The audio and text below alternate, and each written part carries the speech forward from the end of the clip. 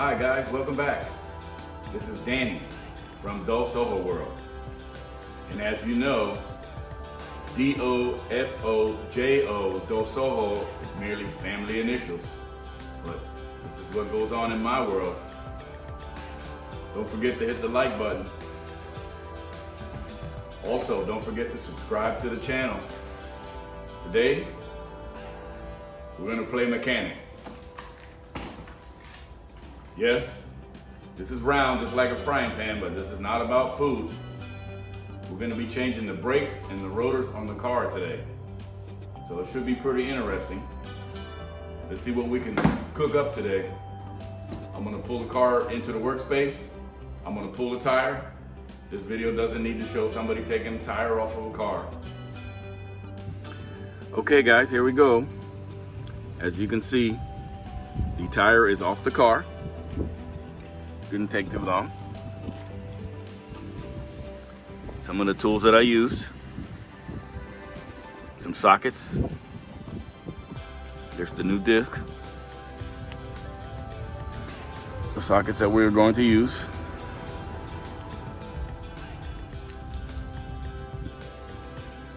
Number 17.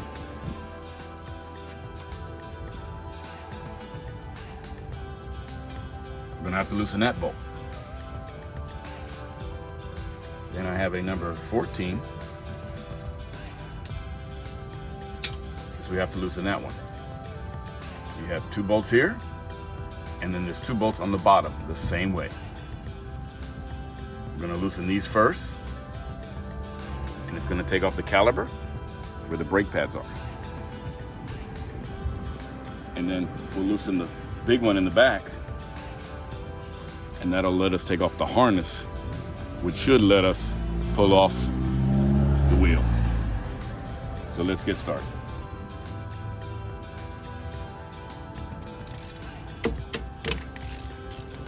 That one's loose. Now we're gonna go to the bottom.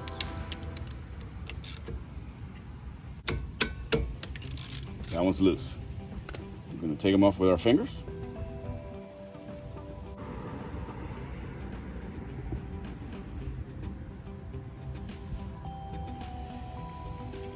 Two screws.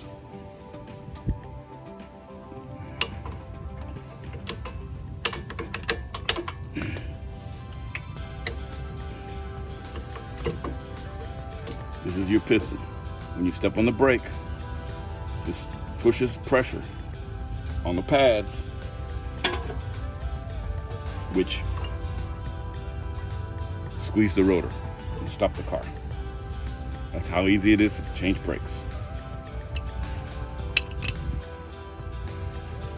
Now this harness is what we need to remove now, so we can now take the rotor off. So let's see what we can do with that.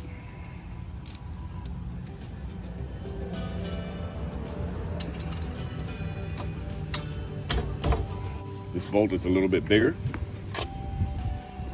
also probably a little bit harder to loosen. We'll use a hammer.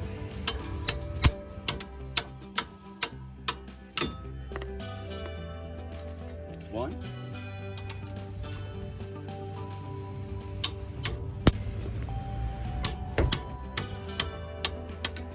That's 2.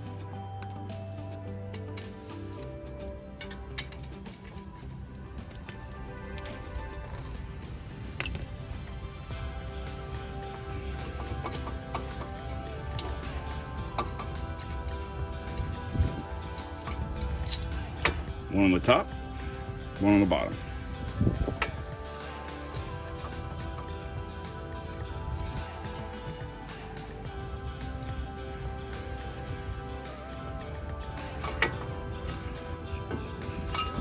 Harness is free. 2 bolts. Now the rotor should be free as well. I think what you're gonna find is the rotor's been on there for so many years that you literally gotta bang it off.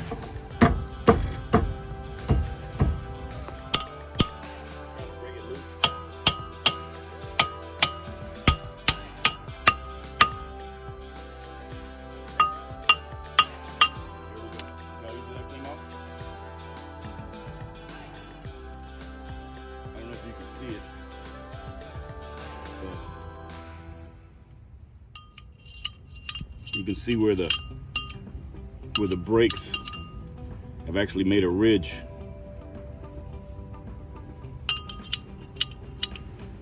That should be smooth all the way across, but it's been so many years changing disc brakes that it actually has worn down the surface.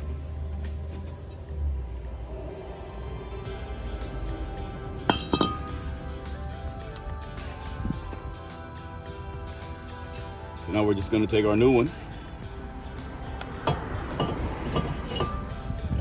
Goes right on. Now we're going to put it back together. I want to take the piston and push it back in.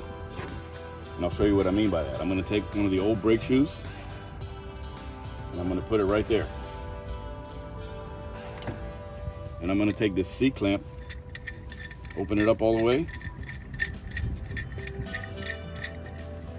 We're going to put it right here.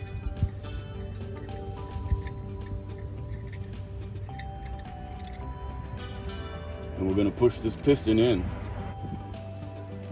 And what it does is it opens up the hole for the thickness of the new brake pads that we're going to put in.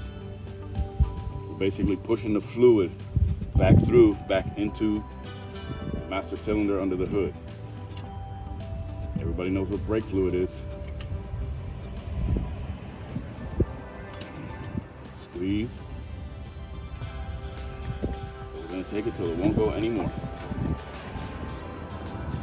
Push it in, turn it slowly. I believe that's all we're going to get. Loosen that, loosen that. And this is pretty flat. All right, so we've got the piston pushed back. We're going to put the caliper back on. But before we do that, we're going to change the springs. And these aren't really springs like a spring. What these do is hold the brake pads in place so they don't rattle while you drive.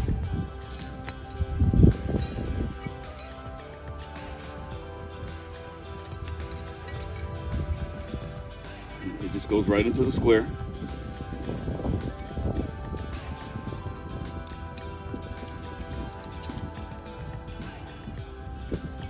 Snaps in like that. You can do the other side.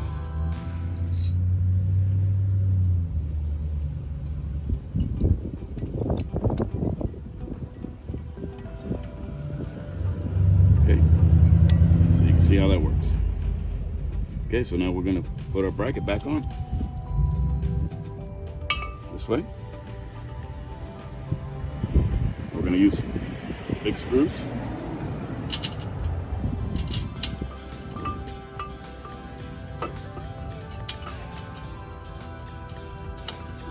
Line it up.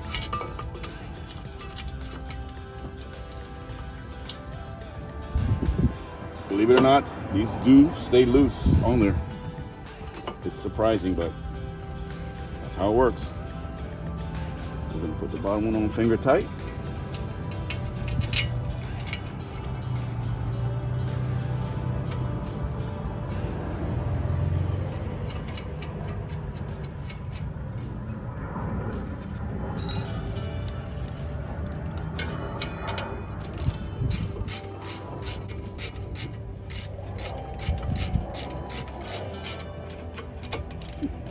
Snug for a moment.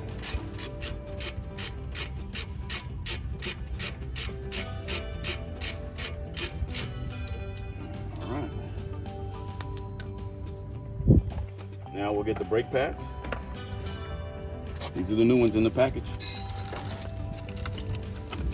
Doesn't matter which is a right and a left. You cannot do it wrong.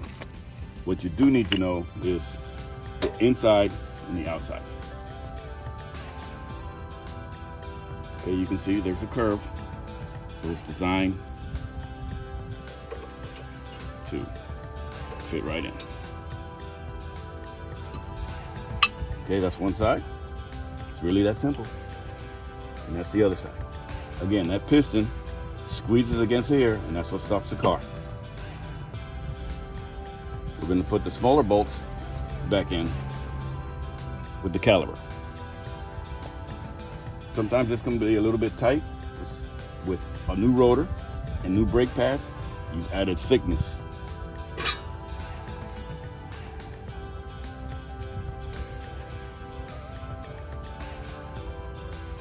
If you notice, these bolts up here do move. They're kind of on a spring for that very same reason, to give you the flexibility to put it back together. I think we're in. We're gonna go with the 2 small bolts. Again, just gotta kind of line it up.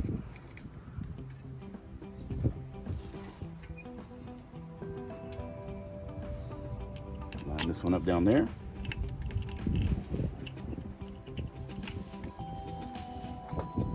And we're gonna take our ratchet and we're gonna use the number 14. And again, these are the sizes for this car. Other cars might be different.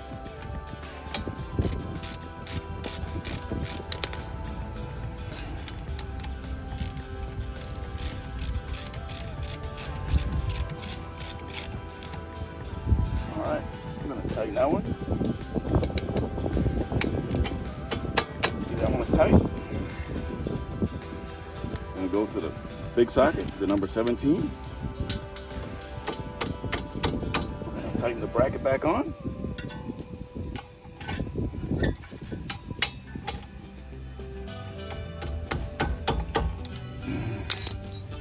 And we are done.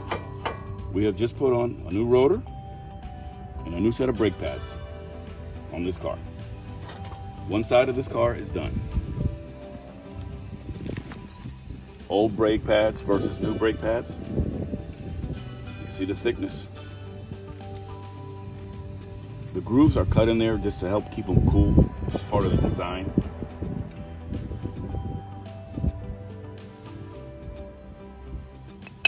So there you have it, folks.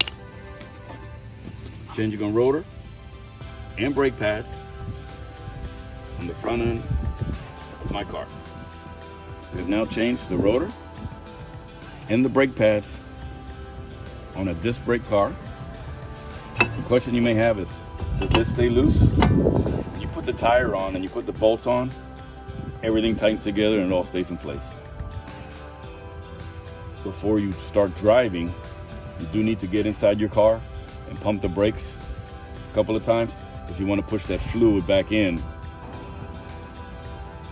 If not, the car won't stop the very first time you use it.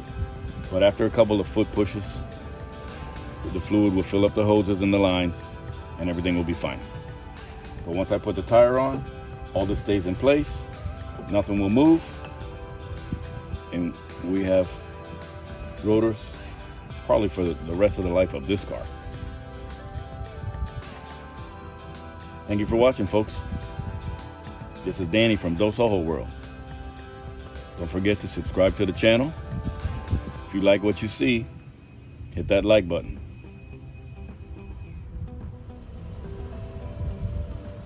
Okay guys, the car is started because the new cars, not like the old days, have power brakes, so you do need the engine running. And like I said, you can see the fluid needs to be pushed back into the lines. So there we go, nice and firm. All that means is the fluid pushed its way back into the line and everything has pressure. We're all set. Time to go play with the kids. Thank you for watching. Don't forget, hit that like button.